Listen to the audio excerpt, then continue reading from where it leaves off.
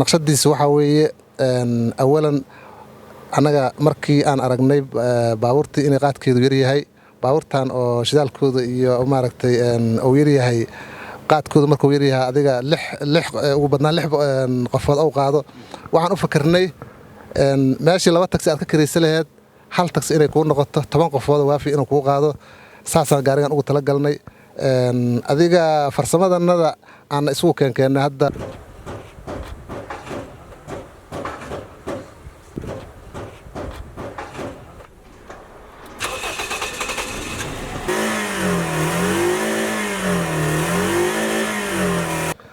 magacayga waa cabdiraxmaan macalin maxamed xirsi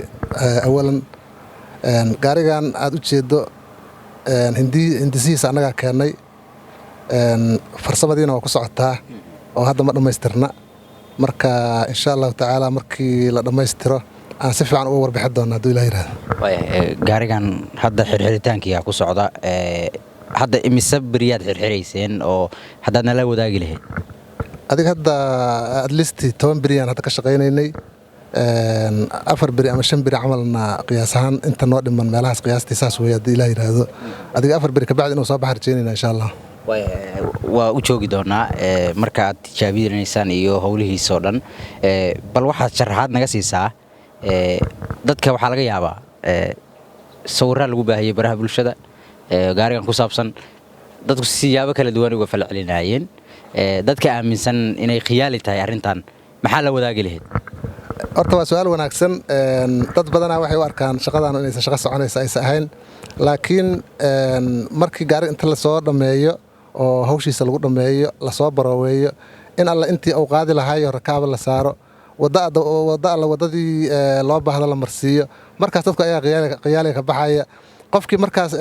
horumarka dalka jeceluna markaas hambalyeena qofkii hadda horumar aan u jeedinna isaga maaragtay hadda anagu waxba gaar ka hadli mayna taas muxuu ka kooban yahay gaarigan haddaad sharaxaad nagala sii lahayd